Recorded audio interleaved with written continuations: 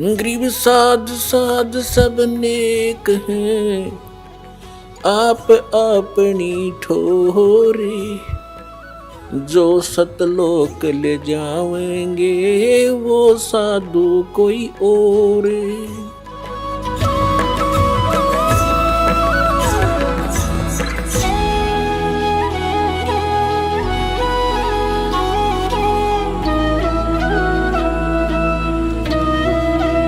दिखाते हैं श्री शिव पुराण के अंदर जो कि ये दुर्गा इन तीनों की माँ है, ब्रह्मा विष्णु महेश की, और ये सदा शिव रूपी काल जो है, काल रूपी ब्रह्म, ये इनका पिता है।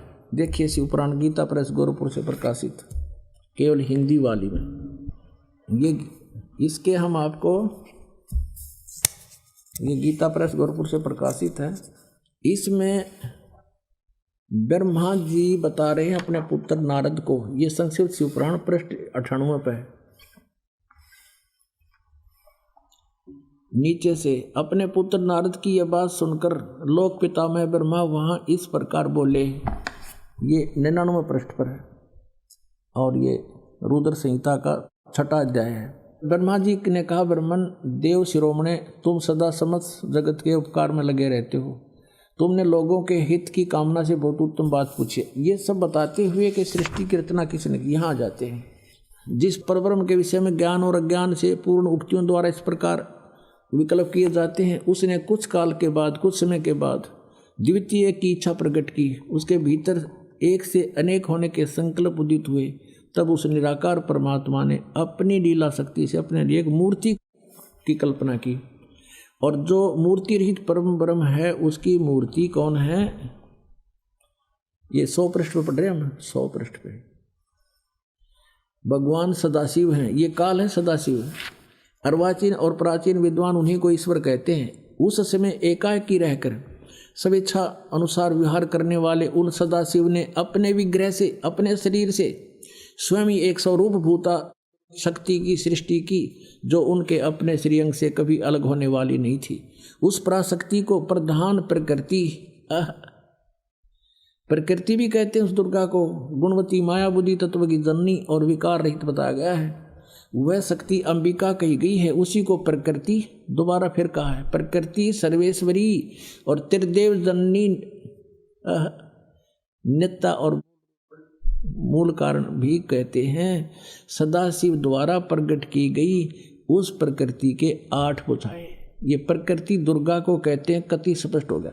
वे जो सदाशिव हैं उन्हें परम पुरुष शिव, शंभु और महेश्वर कहते हैं। 101 पृष्ठ पर हम चल रहे हैं, रुद्र संहिता, गीता प्रेस गोरखपुर से प्रकाशित। वे अपने सारे अंगों पर भस्म रमाए रहते हैं। उन काल रूपी ब्रह्म ने एक ही समय, ये काल रूपी ब्रह्म है, ये काल रूपी ब्रह्म, ये काल है, काल रूपी ब्रह्म ने एक ही समय शक्ति के साथ शिवलोक नामक क्षेत्र का निर्माण किया। अब मैं क्या बताना चाहता हूँ आपको, वे प्रिय और प्रियतम रूप शक्ति और शिवा, ये पति पत्नी रूप में उस काशी में रहते हैं।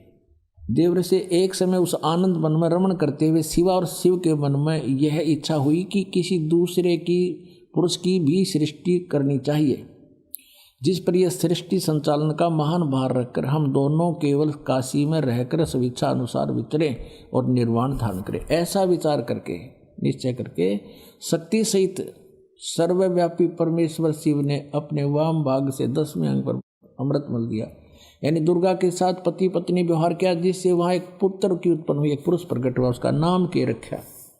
ये 102 पृष्ठ पर, ये रुद्र संहिता।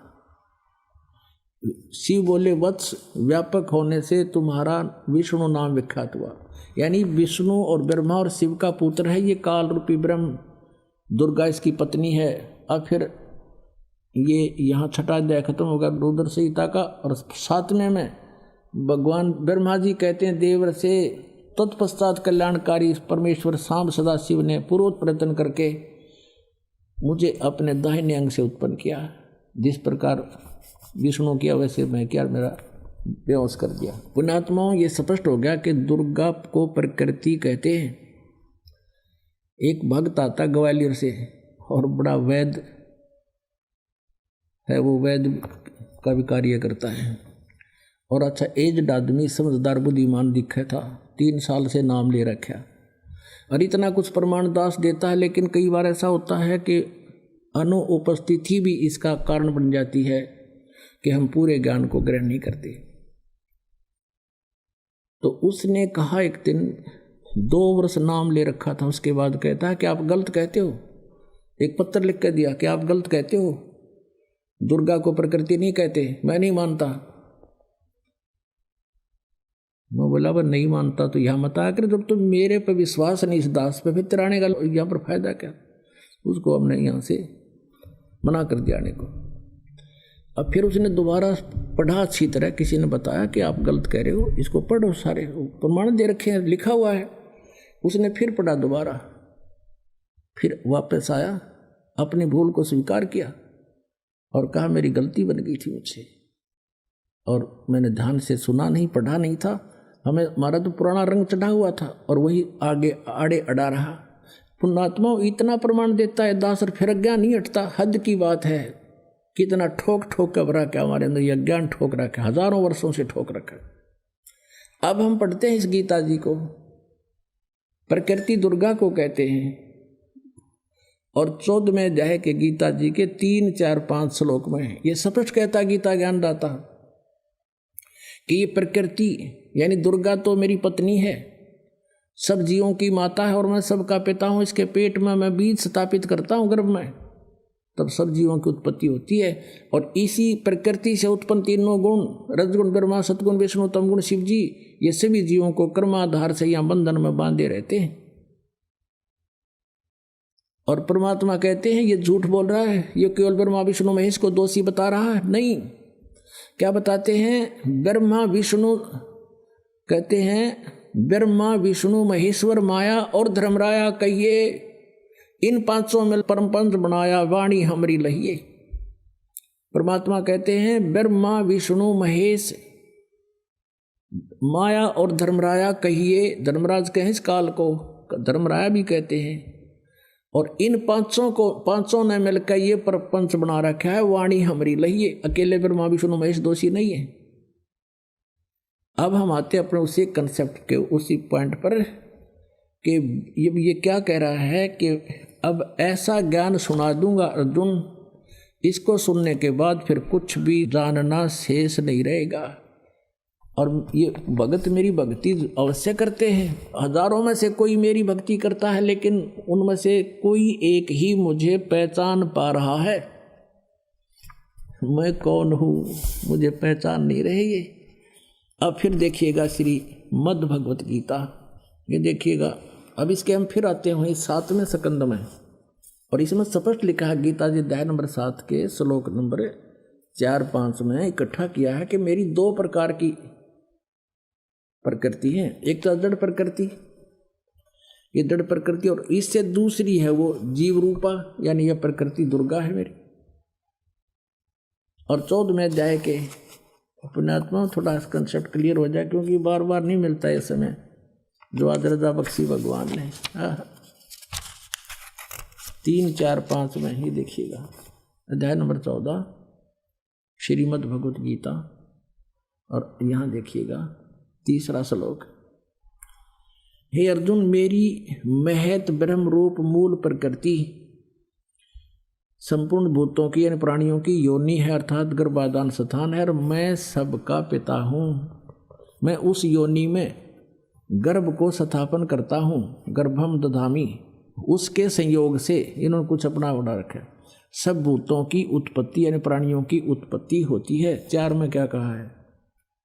हे अर्जुन, नाना प्रकार की शरीरों में योनियों में जितने भी मूर्तियां अर्थात शरीरधारी प्राणी उत्पन्न होते हैं, प्रकृति तो उन सब की माता है, गर्भ धारण करने वाली माता, और मैं बीज स्थापन करने वाला पिता हूँ। 5वें में क्या कहा है? हे अर्जुन, सतगुण रजगुण और तमगुण ये प्रकृति से उत्पन्न, दुर्गा से उत्पन्न प्रकृति संभवा, रजगुण ब्रह्मा, सतगुण विष्णु, तमगुण शिव जी, दुर्गा से उत्पन्न तीनों गुण अविनाशी जीव आत्मा को शरीर में बांधते हैं। ये कहेंगे तो ये रोक रहे हैं तीनों, ब्रह्मा विष्णु महेश कर्मानुसार, और परमात्मा कहते नहीं, ये पांचों मिलकर प्रपंच बना रखा है। हमारी बात को समझ लेना, इनकी बातों में मत आना। अब परमात्मा कहते हैं कि इन पांचों ने मिलकर ब्रह्मा विष्णु महेश माया दुर्गा और ये काल कहिए, इन पांचों ने मिलकर ये प्रपंच बना रखा है। वाणी हमारी लइए, हमारे ज्ञान को गहराई से समझना।